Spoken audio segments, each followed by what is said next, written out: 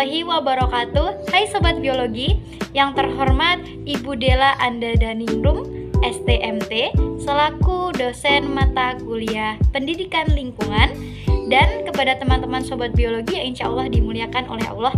Amin amin ya robbal alamin. Di sini kami dari kelompok 1 yang beranggotakan Cindy Lacita Diva, Gelarista, Putri Hikmawati, dan juga Wulan Maulidina akan mempresentasikan hasil diskusi kami mengenai pengelolaan limbah. Materi pertama tentang pengertian limbah. Jadi, pengertian limbah berdasarkan peraturan pemerintah nomor 18 tahun 1999 GOPP 85/1999, limbah didefinisikan sebagai sisa atau buangan dari suatu usaha atau kegiatan manusia. Nah, limbah adalah bahan buangan tidak terpakai yang berdampak negatif terhadap masyarakat jika tidak dikelola dengan baik. Air limbah industri maupun rumah tangga domestik, nah itu apabila tidak dikelola dengan baik akan menimbulkan dampak negatif bagi kesehatan. Kemudian ada beberapa jenis-jenis limbah. Nah, limbah itu dibedakan beberapa jenis. Yang pertama, jenis limbah berdasarkan senyawanya. Nah, yang pertama ada limbah organik. Jadi berdasarkan pengertian secara kimiawi, limbah organik merupakan segala limbah yang mengandung unsur karbon sehingga meliputi limbah dari makhluk hidup atau misalnya kotoran hewan dan manusia atau sisa makanan dan sisa-sisa tumbuhan mati. Nah, kertas, plastik, dan juga karet itu juga termasuk, teman-teman. Namun, secara teknis sebagian besar orang mendefinisikan limbah organik sebagai limbah yang hanya berasal dari makhluk hidup ataupun dari alam. Contohnya adalah sampah sisa dapur, daun-daunan, sayur-sayuran, buah-buahan, daging, ikan, nasi, dan potongan rumput atau daun atau ranting dari kebun. Nah, yang kedua itu ada limbah anorganik. Berdasarkan pengertian secara kimiawi, limbah organik meliputi limbah yang tidak mengandung unsur karbon seperti logam atau misalnya bisa dari mobil bekas atau perkakas, dan aluminium dari kaleng bekas atau peralatan rumah tangga, kaca, dan pupuk organik misalnya yang mengandung unsur nitrogen dan juga fosfor. Nah, limbah-limbah ini tidak memiliki unsur karbon sehingga tidak dapat diuraikan oleh mikroorganisme. Jenis limbah berdasarkan wujudnya. Yang pertama, limbah cair adalah limbah dalam wujud cair yang dihasilkan oleh kegiatan non-domestik ataupun domestik yang dibuang ke lingkungan dan berpotensi mencemari lingkungan. Limbah cair dapat diklasifikasikan dalam 4 kelompok dan diantaranya yaitu 1. Limbah cair domestik atau domestic wastewater, contohnya air sabun, air deterjen, sisa cucian, dan air tinja. Kemudian ada limbah cair industri atau industrial wastewater, contohnya sisa pewarnaan kain atau bahan dari industri tekstil, air dari industri pengolahan makanan, sisa cucian daging, buah, atau sayuran. 3. Rembesan dan luapan atau infiltration dan inflow, contohnya air buangan dari talang atap, pendingin ruangan atau AC, bangunan, perdagangan dan industri, serta pertanian atau perkebunan. 4. Air hujan atau stormwater. Kemudian ada limbah padat adalah sisa hasil kegiatan industri ataupun aktivitas domestik yang berbentuk padat. Limbah padat dapat diklasifikasikan menjadi 6 kelompok sebagai berikut. 1. Sampah organik mudah busuk atau garbage, contohnya sisa makanan, sisa dapur, sampah sayuran, kulit buah-buahan. Kemudian ada sampah anorganik dan organik tak mudah busuk atau rubis, contohnya yaitu selulosa, kertas, plastik, kaca, dan logam. 3. Ada sampah abu atau ashes, yaitu sisa hasil pembakaran. 4. Sampah bangkai binatang atau dead animal, contohnya tikus, ikan, dan binatang ternak yang mati. 5. Sampah sapuan atau street sweeping, contohnya kertas, dedaunan. Dan 6. Ada sampah industri atau industrial waste. Kemudian ada limbah gas Limbah gas adalah limbah yang memanfaatkan udara sebagai media. Secara alami, udara mengandung unsur-unsur kimia seperti O2, N2, NO2, CO2, H2, dan lain-lain. Kemudian limbah suara. Limbah suara yaitu limbah yang berupa gelombang bunyi yang merambat di udara. Limbah suara dapat dihasilkan dari mesin kendaraan, mesin-mesin pabrik, peralatan elektronik, dan sumber-sumber yang lainnya. Kemudian, jenis limbah berdasarkan sumbernya. Yang pertama ada limbah domestik. Limbah domestik adalah hasil buangan kegiatan rumah tangga, perkantoran, hotel, atau penginapan. Misal, sampah yang dihasilkan dari pemukiman berupa sampah makanan, kemasan atau plastik, dan air limbah domestik berupa air buangan toilet, kantin, atau air bekas cuci pakaian. Kemudian limbah non-domestik. Limbah non-domestik adalah hasil buangan dari usaha atau kegiatan tertentu yang dapat berupa barang yang sudah tidak layak digunakan, kemasan suatu produk, atau limbah sampingan hasil produksi pada suatu kegiatan atau usaha. Contohnya, limbah industri pertanian, limbah pertambangan, limbah pariwisata, limbah medis. Kemudian ada pengelolaan limbah. Pengelolaan limbah menurut tingkatan perlakuan. 1. Perlakuan untuk kawasan pemukiman yang memproduksi limbah bisa diatasi dengan pengembangan layanan sanitasi secara mandiri. Artinya, masyarakat harus menyediakan jamban dan pembuangan air limbah yang tercukupi. Pembuangan air kakus juga harus memiliki akses air bersih yang cukup dan tersambung ke unit penanganan air kakus yang benar.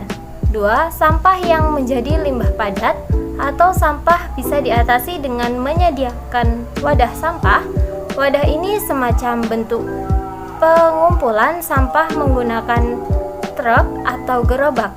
Sampah yang kemudian dibuang ke tempat pembuangan sampah sementara atau TPS wilayah yang selalu memproduksi sampah atau buangan harus memiliki tempat pembuangan akhir atau TPA sebagai upaya pengolahan sampah ke dalam bentuk pupuk, kompos, atau pengumpulan bahan yang bisa didaur ulang. 3. Menggunakan layanan drainase lingkungan untuk menangani limpasan air hujan melalui saluran drainase dan tersambung ke aliran badan air penerima. Saluran air drainase harus dapat menampung air hujan dengan kemiringan yang cukup dan tentunya bebas dari sampah. Nah, selanjutnya ada pengelolaan limbah menurut karakteristik. Jadi, kita langsung saja masuk ke pembahasannya mengenai pengelolaan limbah industri. Nah, yang pertama ada penimbunan terbuka. Ini merupakan solusi atau pengolahan pertama yang bisa dilakukan pada limbah padat. Di mana penimbunan terbuka ini sudah sering atau sudah umum kita ketahui, yaitu kita membuat lubang di suatu lahan, kemudian kita masukkan sampah.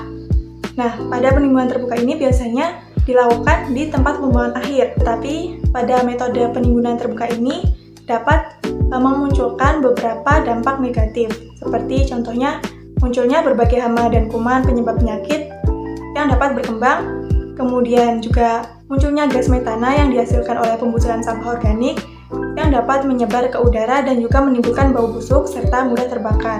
Kemudian dari penimbunan terbuka ini, misalnya dia terkena hujan, dia akan mengeluarkan cairan yang tercampur dengan sampah yang dapat merembes ke tanah dan juga mencemari tanah serta air. Dan yang kedua yaitu ada metode sanitary landfill.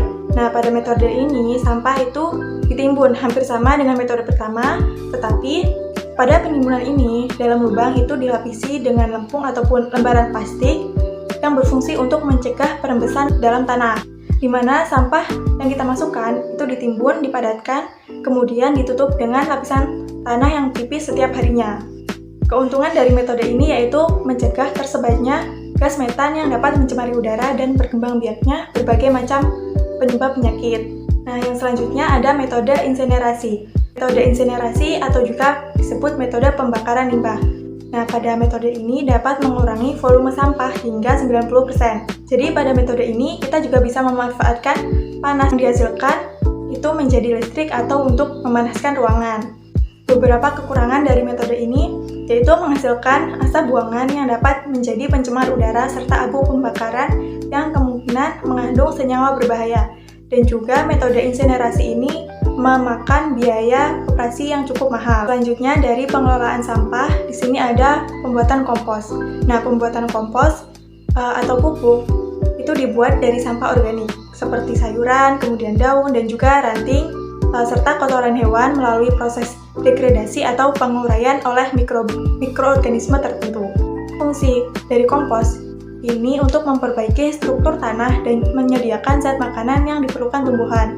Sementara mikroba yang ada dalam kompos itu dapat membantu penyerapan zat makanan yang dibutuhkan oleh tanaman. Pada metode pembuatan kompos ini merupakan salah satu cara terbaik untuk mengurangi timbunan sampah organik. Metode ini juga sangat cocok diterapkan di Indonesia, juga mudah sekali untuk kita buat. Pengelolaan limbah industri di sini yang terakhir ada daur ulang. Metode ini mungkin sudah banyak yang tahu atau sudah pernah membuat daur ulang sampah, seperti misalnya daur ulang sampah plastik. Kita bisa membuat sampah plastik itu menjadi tas, kemudian menjadi aksesoris lainnya.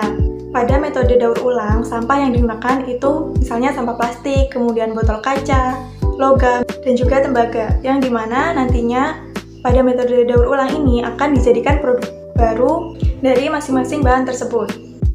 Yang kedua ada pengolahan limbah cair. Selain limbah padat, industri juga akan menghasilkan limbah cair. Limbah cair, penanganannya berbeda dengan limbah padat. Tentu saja hal ini karena bentuknya yang berbeda. Untuk limbah cair sendiri, pengolahan yang dapat dilakukan adalah sebagai berikut. Yang pertama, pengolahan primer dengan proses penyaringan, pengolahan awal, pengendapan, dan pengapungan. Pengolahan ini efektif untuk polutan minyak dan juga lemak. Kemudian yang kedua, pengolahan sekunder menggunakan mikroorganisme untuk menguraikan bahan. Yang ketiga, pengolahan tersier yang bersifat khusus. Yang keempat, disinfeksi. Yang kelima, soil treatment atau pengolahan lumpur. Yang ketiga, pengolahan limbah gas. Pengolahan limbah gas pada bidang industri dapat dilakukan sebagai berikut. Yang pertama, mengontrol emisi gas buang. Yang kedua, menghilangkan materi partikulat dari udara pembuangan. Yang ketiga, pengolahan limbah B3. Limbah B3 yang sangat berbahaya apabila dibiarkan saja tentu akan menimbulkan dampak yang buruk. Oleh karena itulah kita harus bisa mengolahnya supaya tidak berbahaya. Pengolahan limbah B3 dapat dilakukan dengan yang pertama metode pengolahan secara fisika, kimia, dan biologi. Yang kedua, metode pembuangan limbah B3 yang terdiri atas sumur dalam atau sumur injeksi, kolam penyimpanan, dan landfill. Selanjutnya, kelompok kami akan memberikan contoh pengolahan limbah secara sederhana menggunakan limbah organik. Langsung saja kita simak video berikut ini. Agar kalian mengetahui apa itu larutan ekoenzim dan bagaimana cara membuatnya, tonton terus ya video ini. Apa itu ekoenzim?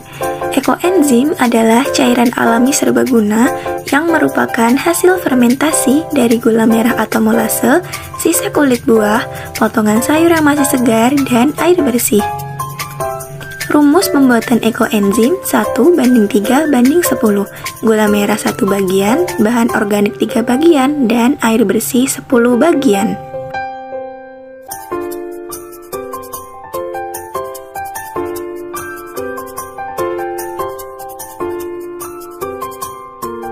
Langkah pertama, isikan air bersih ke dalam botol dengan berat 900 gram atau 17 cm jika diukur menggunakan penggaris. Langkah yang kedua, masukkan gula merah atau molase seberat 90 gram ke dalam botol plastik yang sudah berisikan air.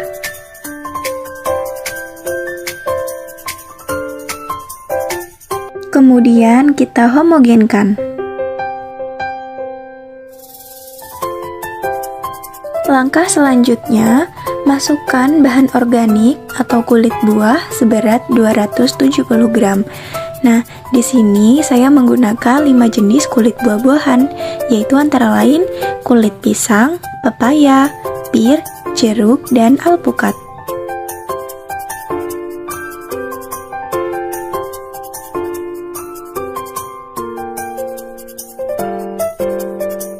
Jika semua bahan organik sudah dimasukkan, selanjutnya tutup botol menggunakan plastik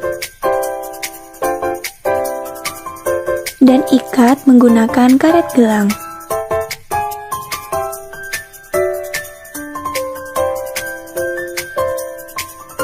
Untuk menghindari ledakan, maka kita tusuk plastik menggunakan jarum sebanyak 4 kali agar gas yang dihasilkan dari larutan ekoenzim tersebut dapat dikeluarkan.